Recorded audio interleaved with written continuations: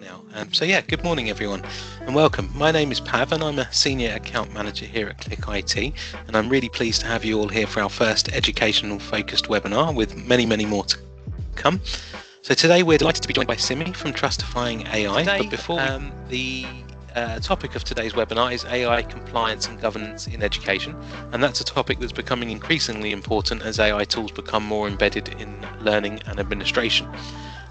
So we're delighted to be partnering with Trustifying AI, an organisation dedicated to ensuring AI is transparent, trustworthy and responsible.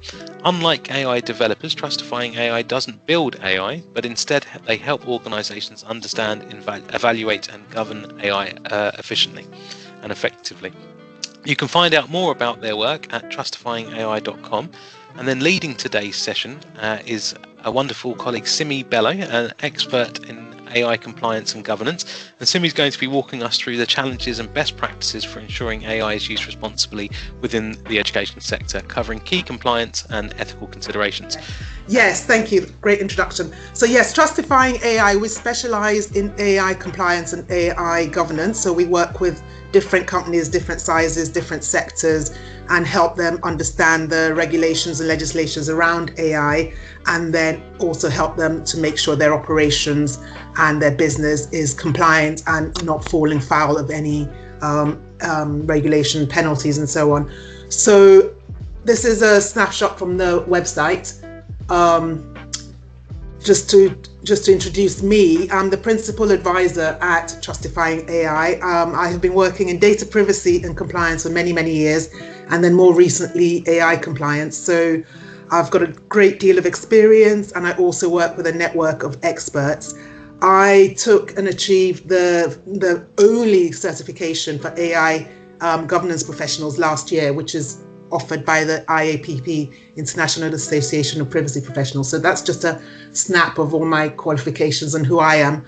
But as I said, I also work with a network of experts to assist our clients. Now, whether you're new to AI governance or you need a refresher, or you're just curious about AI compliance, you're very welcome today. So today I'm just going to quickly cover the introduction to provide you with an introduction to AI in the education sector. And then we'll look at the UK's landscape for AI, and then we'll talk about compliance and governance in AI, and I will give you many tips and recommendations. And as Pavian said, there will be a Q&A at the end, but do enter any questions now in the chat box available. So introducing AI in education, just quickly to give you an overview of what AI can do for education, opportunities and benefits in summary. It can really improve and offer personalized learning.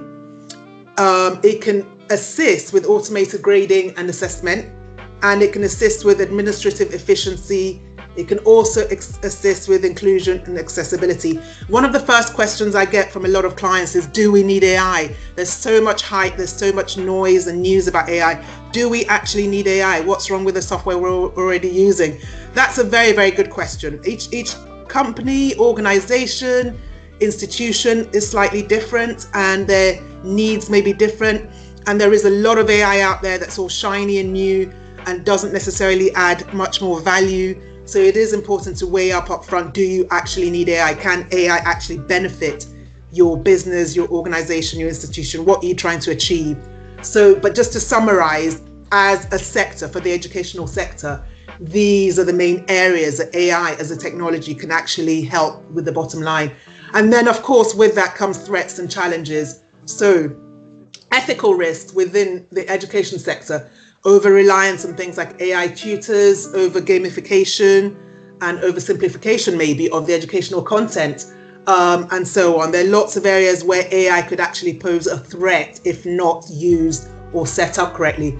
And then bias risks. I mean, this isn't particular to education as a sector, but it is something very big within AI where there's a lot of bias and there's a need for bias mitigation. So this is something you need to be aware of when you're using AI in education. Bias could be baked into the AI already, so that needs to be addressed.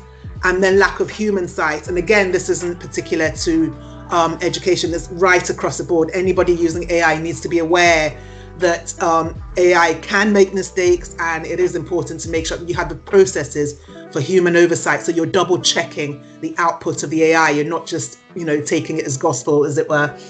And then privacy violations.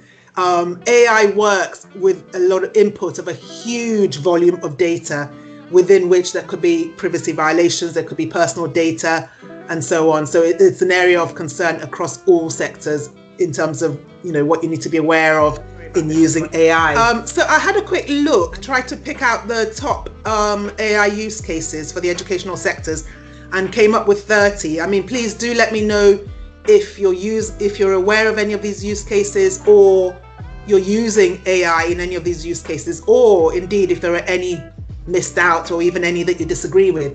So there's quite a lot, and education is definitely one of those areas that can really, really benefit from AI if used correctly. So I hope it's all coming up. I'm on number 17 now. So things like personalized learning, we've mentioned already, intelligent tutoring systems.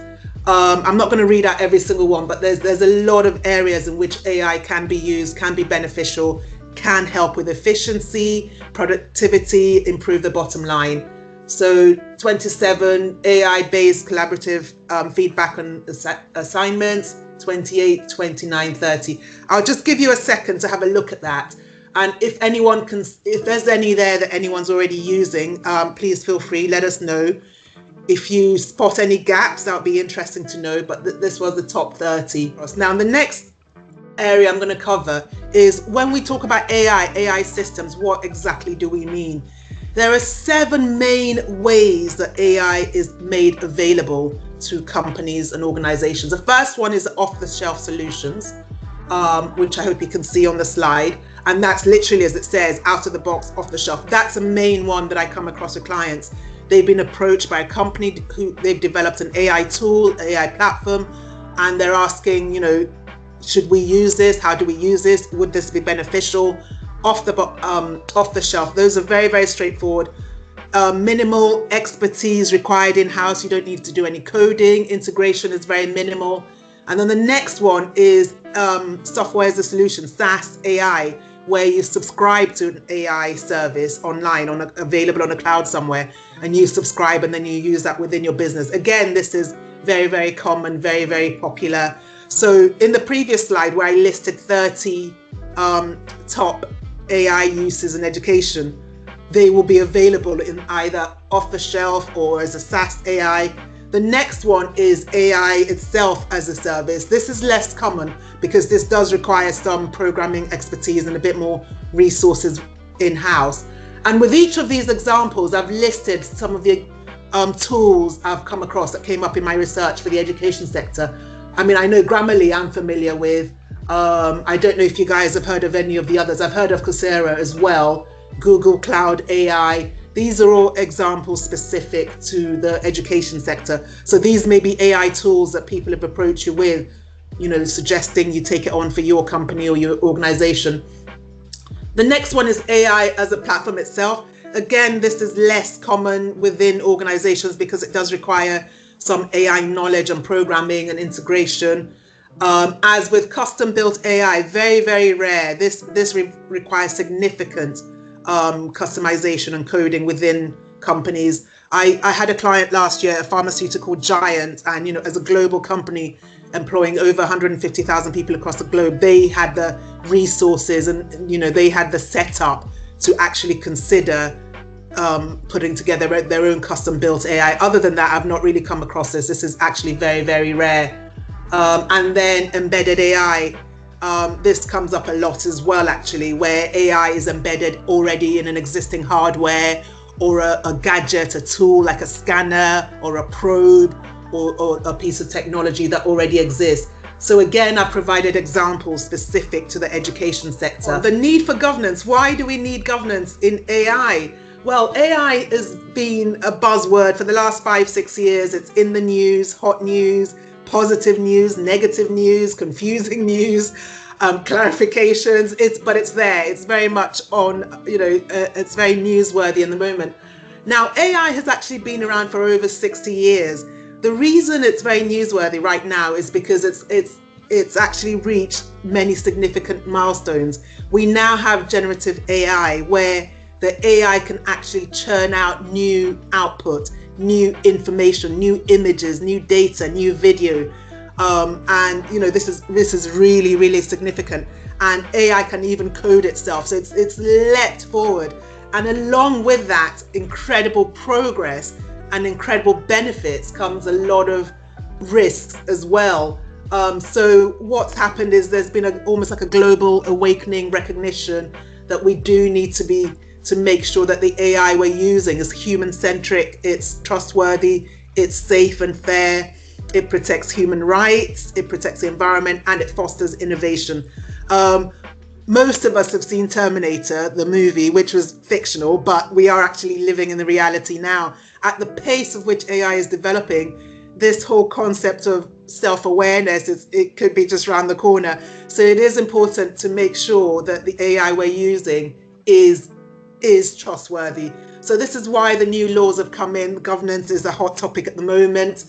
And the new laws, there's a lot of commonality in the AI regulations, really, really similar. They talk about making sure the AI you're developing or the AI you're using is transparent, it's privacy focused, it's ethical, it's secure and robust and resilient, not prone to breaches, not prone to security leaks and so on. And it's also compliant with applicable sectorial laws. So, for example, a lot of the new AI laws, they lean on existing laws like product safety laws or data privacy laws, because all of that applies when it comes to using AI or developing AI. You would have heard the buzzwords responsible AI, trustworthy AI, ethical AI. They all have a lot of similarities. It's all about making sure the AI we use is trustworthy. We're checking for bias up front. We're mitigating those biases. We're making sure they're inclusive, they're fair, they're transparent, and so on. So just to summarize the concept behind the governance and the laws out there. And then this is where it gets really, really interesting, talking about the UK's regulatory landscape in particular. Right now, there isn't a single comprehensive AI law for the UK. And that's because we've decided, the Tory government and then now the Labour government, they've decided that what we're going to do instead is we're going to rely on a mixture of existing legislations. We're going to come up with new strategic initiatives. We're going to follow some frameworks, some robust frameworks that are available. We're going to come up with codes of practices, lots of pacts and agreements, and so on. So that's what we're using right now. We've decided we're not going to have our own federal or comprehensive AI law. Very much a strategic decision. We're going to watch and wait, as it were, or watch and look and see, because AI is changing rapidly.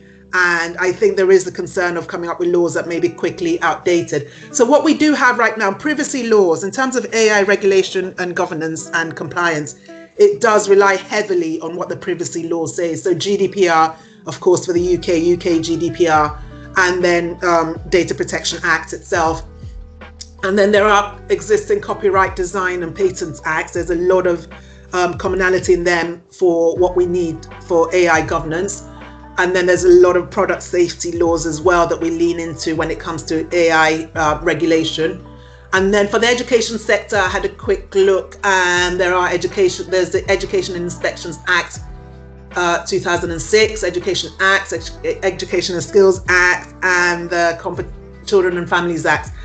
I didn't look at every single one to see, but that there will be provisions in there with regards to the use of technology within education. So those will extend to cover AI as a technology. The UK came up with its national AI strategy, which was announced back in 2021. It's a 10-year plan. And then the CMA also has been tasked with monitoring AI development across the UK. And then we've got the voluntary pact. So for example, we had that Bletchley meeting that was chaired by Sunak in 2003, where we had leaders from all over the world came together and discussed AI and came up with this pact as a result of that. We had the follow-up in February this year, which was an action summit in Paris. The UK did not sign the agreement that came out of that, because we are very much watching and looking and waiting and seeing. We also have a UK regulation white paper that came out in 2023. We have the AI Safety Institute that's got a lot of information and guidelines and codes of conduct. We've got the DSIT as well, which is the government department responsible for AI. And then the ICO, which is the Information Commissioner's Office, which is the privacy regulator, recently came out with some protection guidance for AI. So that's what we're using in the UK. There isn't one single AI law that developers or users of AI need to comply with. Having said that, let's move on. There's more to the story. The EU AI Act. No doubt you've all heard of the EU AI Act. It was passed finally in August last year, August 2024. It's very, very broad reaching. When you read it and understand it, you'll realize it has global implications. So even if you're in the UK, you may be within scope of the EU AI Act. And that's what I'm going to focus on for the rest of this presentation, because it is kind of by the de facto AI governance we have for the UK.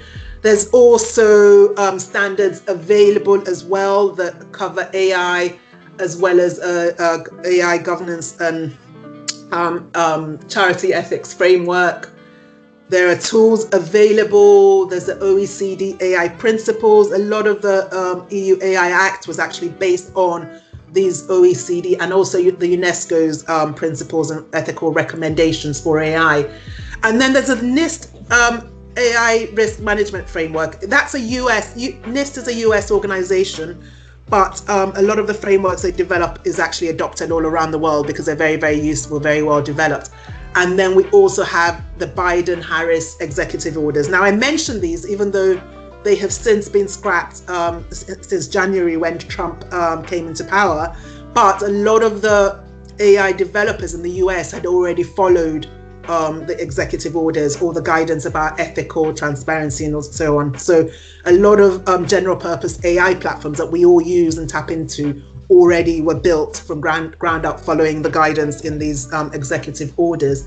So that's what we have. That's what I'm looking at. That's what I'm talking about when I talk about AI governance and what, when I say being compliant with the laws. Yes, I accept there isn't one single law for the UK, but there's a lot out there. There's enough out there for anybody who wants to develop AI responsibly to follow. So the EU AI Act, its territorial scope actually says, yes, the providers or the developers, people actually developing the AI, people coding the AI they're within scope if they're based in the EU, as well as the people using AI, if they're based within the EU, they're within scope, they need to follow this AI Act.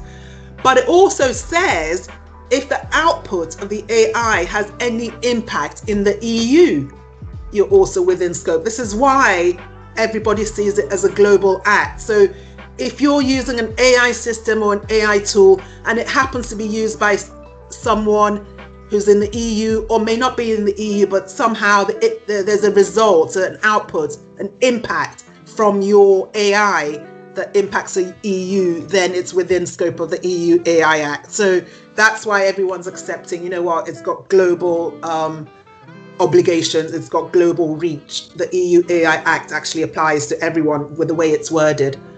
The Act itself is risk-based. So what they've done is they've tried to future-proof it as much as possible. So it's not about individual AI technologies. It's very much about the AI, the use of the AI, the use case of the AI. So that makes it future-proof. So the first category are the prohibited use cases. They are outright banned. They're known as unacceptable AI, and I'll explain them a bit more, but they pose unacceptable risks that don't fit in with the EU rights and freedoms, the EU culture, the EU's way of life, and they're outright banned. The second category are the high-risk AI use cases.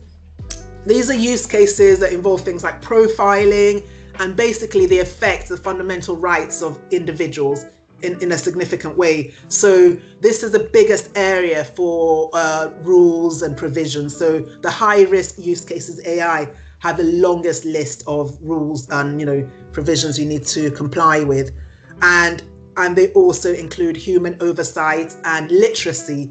people developing the AI as well as people using the AI need to have a certain level of AI literacy, and then transparency. The next category is limited risk AI, where the risks have been identified in the use cases, but they're limited. And in this case, usually the laws you need to follow relate to making sure you've got AI literacy and transparency. And then the fourth category is a minimal risk AI. They're not, so, there are hardly any rules for those except for literacy and transparency. So all the categories have literacy and transparency obligations. And then the high risk category use case has a most long list of rules that you have to follow, and mandated obligations that you're meant to comply with. So moving on, just a little bit more detail about that, the EU AI Act. The prohibited AI, unacceptable risk I mentioned. So these are some examples. AI for emotion recognition in students, for example, for the education tech sector. If you've got AI that can detect emotions and influence learning or grading, in the EU, it's outright banned. It's prohibited. And the deadline for banned AI that came into effect, sorry, let me just go back a second. The deadline, it came into law 2nd of February this year.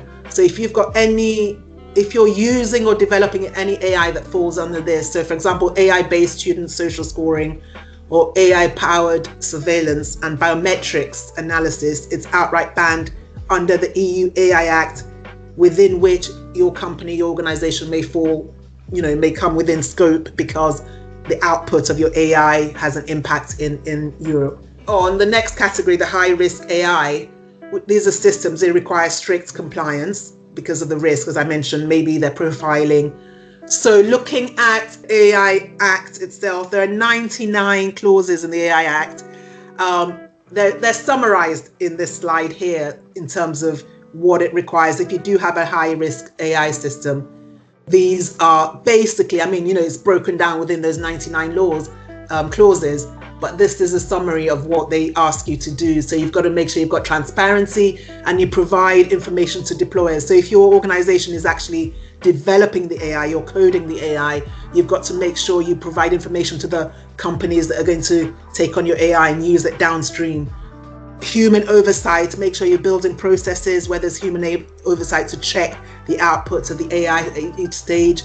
Make sure you've got processes for corrective action, and you have a duty of information to pass on information to everybody involved in the value chain. Responsibilities, fundamental rights impact assessment, especially if your organization is providing a service to the public, it's a public sector service, then you are obliged to conduct a fundamental rights impact assessment before you deploy that AI. And then registration with the EU database comes with that as well. And then everybody using AI has the obligation of post-market monitoring. So if you are using AI and you're noticing glitches and things like hallucination and misinformation and incorrect output, it's not just about, oh gosh, you make a note, that was wrong, human oversight pick that up, but you are obliged to then report it. Either you go up the value chain to the company that developed the AI that you're subscribing to the AI from and alert them. But it is your responsibility as a user as well to make sure these errors and problems and issues are pointed out and noted and addressed. Sorry, I wanted to mention also, along with this is the reporting of serious incidents and then the right of explanation of individual decision making. That's that transparency issue. If you're the ones developing the AI and your AI is coming out with these outputs and results, and you can't be, the end user can't figure out how did that result come up, you're obliged to provide an explanation. It's called explainability, and it's all part of the transparency requirements of AI. So now I had a look at the examples for education sector in particular.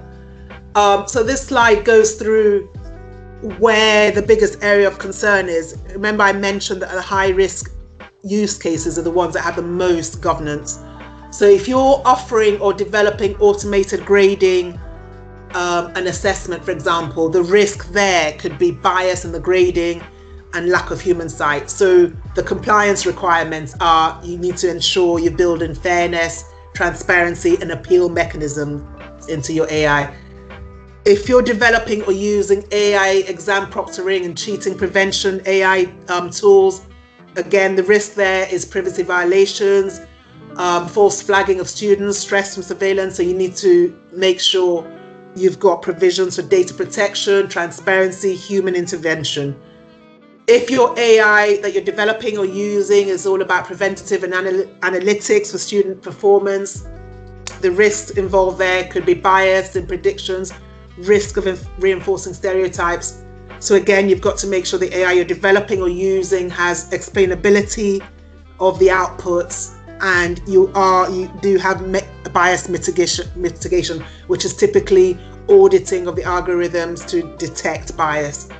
AI-based career guidance, smart content creation, plagiarism detection, and academic integrity.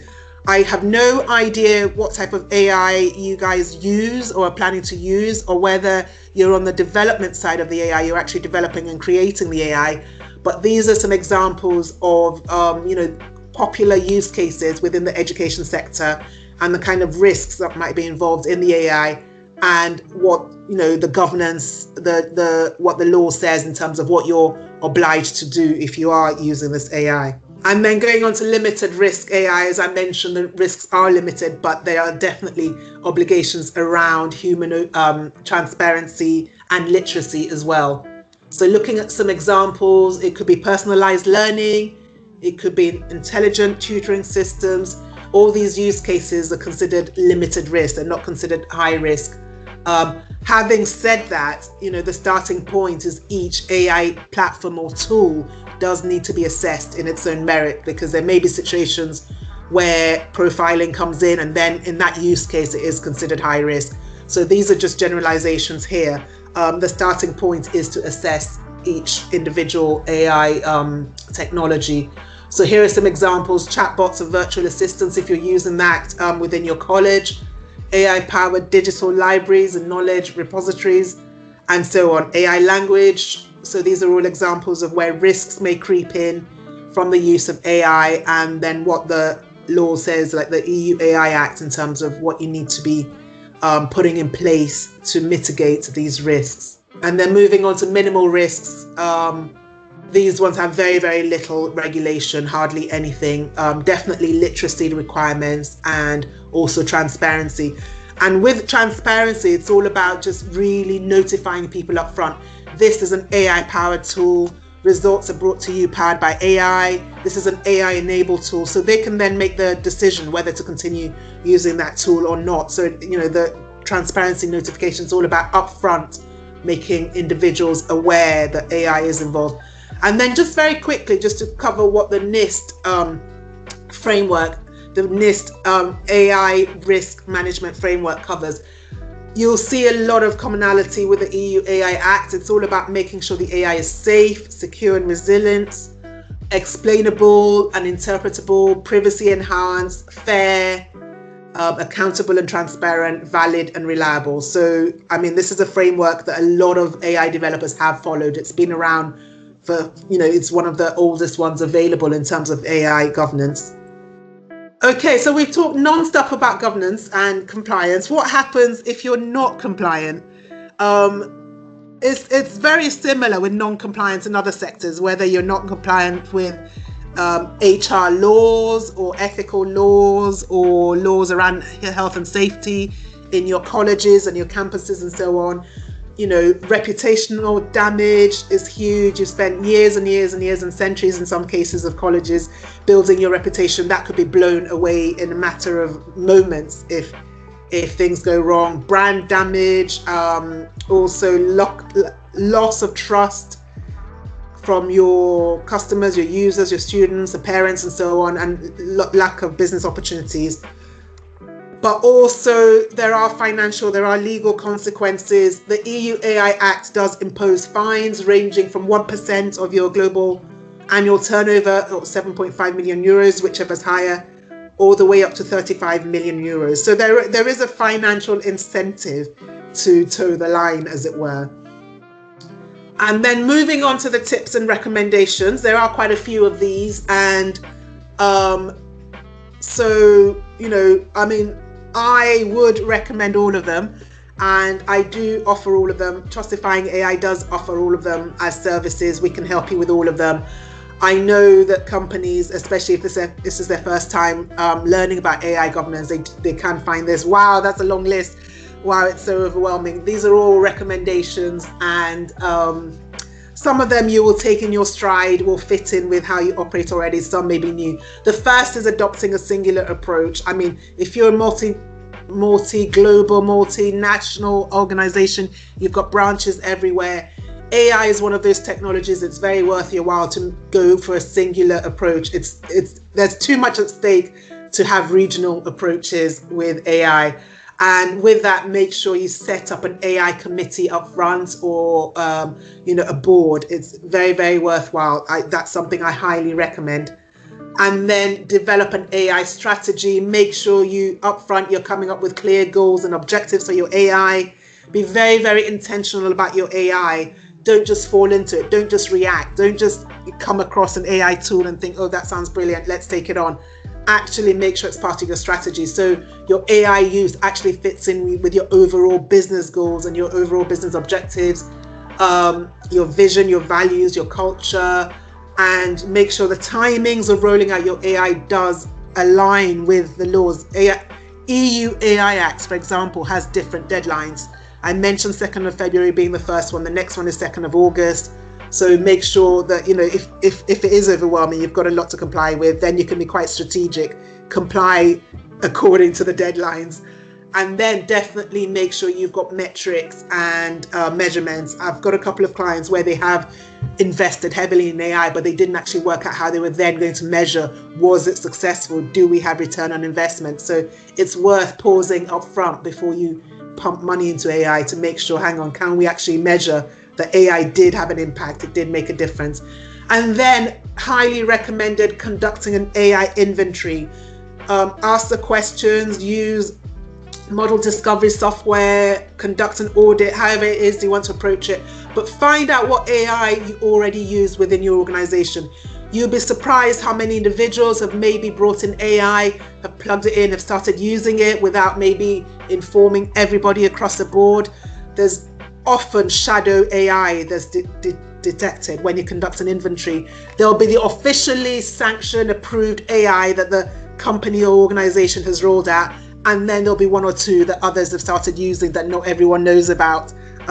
So it's very, very worthwhile conducting an inventory up front to discover what you have, and then go through the business use cases for AI. What do you actually need AI for?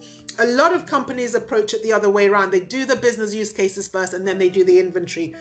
I think if you come up, sit down and identify and assess and really drill down, what do you actually need AI for? How will it improve your efficiency? How will it improve the services you're offering your students and the parents and the governors and so on? I find that if you do the business use cases first and then you do the inventory, there's a danger that you might overlook the shadow AI because you're only looking for what you think you need. So if you do the inventory first and start with a blank sheet of paper and just say, right, I'm going to go through all the technology we're using as an organization, as a college, whatever, you're more likely to discover all the AI that's in place, that's being deployed. Then go through the use cases. If you choose to do it the other way around, you may still pick up on all the AI, but I found from experience and working with many clients over the years, it's better to do the inventory first. So yes, the use cases. Beware of shiny new AI toys. This comes up again and again. There are a lot of very, very good, skillful AI tool salesmen and women out there who will tell you that their AI tool is something you absolutely need. Your college is going to collapse without it. It's absolutely brilliant, and by the time you do your due diligence, you sit down to negotiate the contract, you ask questions about their algorithms, you try and audit the actual technology before you sign up for it. You're going to invest in human oversight. By the time you do all of that, you may find that the return of investment isn't so great. There's a lot of resources required to make this AI work for you, and the value add isn't huge. I would say easily out of every 10 AI tools or platforms that I audit and assess for clients, maybe only 2 each time. 20%, I say, yep, that is absolutely brilliant. That's going to change your life. It's exactly what you need to be more efficient. It's going to be worth every penny. 8 out of 10, 80%, I find they're just glorified existing software that it's not essential. Of course, if you have a bottomless pit of resources and time and money, go for it. But that would be one tip, that beware of shiny new AI toys. And then next tip recommendation would be to understand the AI legislations. And for this one, to be honest, you do need expert support. So go to your legal department, go to your ethical department, talk to outside consultants like me, Trustifying AI. Let us break down what is it you're trying to achieve as an organization, as a college, as a business, as an institution. And then let's look at where you operate, and then we will then map out which laws you need to comply with. We will let you know what you're in scope of, almost like a checklist. This is what you need to get right before you use AI as you're developing your AI. So you may have people within the organization that can help you with that, but 9 times out of 10, this is an area that is outsourced. Next recommendation tip is leverage your privacy framework. And I think this is one of the questions we get asked the most. What can we use that exists already? This all sounds like we're having to set up operations from scratch. Now, if you already have a very robust privacy framework, which a lot of companies and organizations and institutions do, thanks to GDPR 2018, if you already have a lot of strong privacy policies, processes, notices, operations, and so on, you can leverage them. There's a lot of overlap between AI compliance and privacy compliance. So speak to your privacy people, find out what they're already doing. It may be that your privacy policies are adequate. You just need to add in some AI clauses. It may be you need to set up a brand new AI policy altogether. But instead of reinventing the wheel, start off by tapping into your privacy framework. See what exists, see what you can leverage there. Okay, now what I do now is I summarize for you. I've covered a lot. I feel like I've been speaking non-stop, and clients ask, could I bring this all together into an easy to remember umbrella? So I came up with this be safe framework, as it were, where the B is be intentional. Don't just fall into AI, which a lot of companies and organizations have done. Be proactive about it. Be very intentional. You've identified that, you believe AI may improve your bottom line. It may improve your efficiency.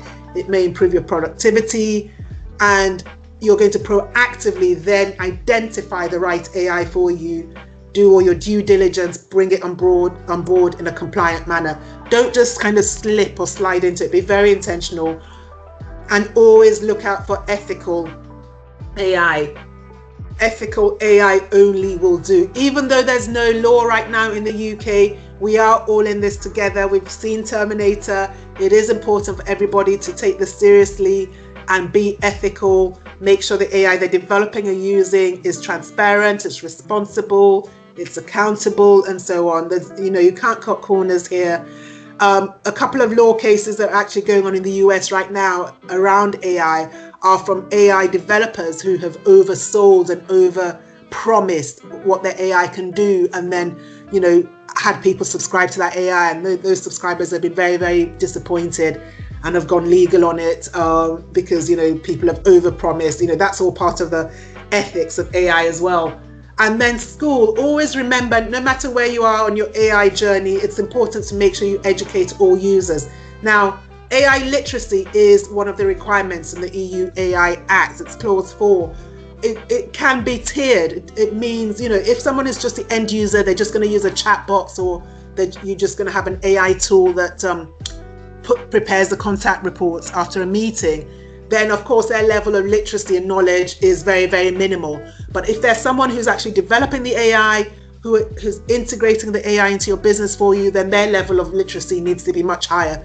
So it's not the same across the board, but it is a requirement that everybody using AI, everybody who's part of setting up and deploying AI, and everybody who's part of developing AI, coding the AI, needs to have a decent level of literacy. So that's the S, school, be safe. So make sure everyone is schooled on AI in some shape or form. And then the A is alert, and that's for notification. Make sure there is that transparency, that something does pop up saying, this, this survey is powered by AI, this tool you're about to use is AI enabled. And then F stands for facilitate. Be prepared to make sure you've got a process for human oversight. So if you are using AI, the output, make sure you've got a step in your process that someone does double check that output. There's been a lot of misinformation from AI, a lot of errors. Anyone who's used ChatGPT will see it now tells you AI can make errors, double check the information given or something like that. There is a disclaimer. And then evaluate is the E in my Be Safe framework, which is make sure you monitor. So once you start using AI, that's not the end of the story. Make sure you are monitoring and reporting back any errors, any glitches, any hallucinations. Post-market monitoring is one of the clauses, a few of the clauses in the EU AI Act. There is an obligation and responsibility to be part of that 360-degree feedback loop. And then just to summarize, as an organization, my company, Trustifying AI, we can assist you with everything I've talked about just now. If you're at the starting point and you're thinking, do I need AI? You're feeling that pressure. You've got FOMO going on, fear of missing out. You're thinking everybody's using AI, we're not, do we need it? Come and talk to us. We can do that diagnostics at the first stage and see whether you do need AI, whether it can add benefit, whether your setup is robust enough to be able to quickly be ready to mitigate any of the challenges of AI. So we can help you. The answer might be you're not ready for AI, or the AI tools out there don't actually deliver anything you need. They're just all shiny new tools. None of them will really work for you. We can help you with all of that. And then AI literacy, tiered literacy, we can help you with that. Actually setting up your operations, helping that cultural evolution into being an AI diligent, ethical, responsible AI using organization. We can help you with that. And then of course actually making sure you've got that checklist and you are compliant with what the law requires, if you're indeed within scope of laws like the EU AI Act. We can help you with all of that. And then bespoke resources, whether it's just guidelines, it's tips, it's step-by-steps, it's blueprints, whatever resources you need to use within your organization with your teams. Again, we can help you with that. And that's it from me. I'd like to thank you all very much for joining us, especially for all your hard work, Simi. Really do appreciate it. And hopefully we'll be able to see you again soon at the next webinar and in our in-person events that will be coming up in the not too distant future too. Thank you very much, everybody. Thank you very much. Thank you very much, everyone, for joining. Thanks for having me. Cheers. Take care, everybody. Thank you. Bye-bye. Bye.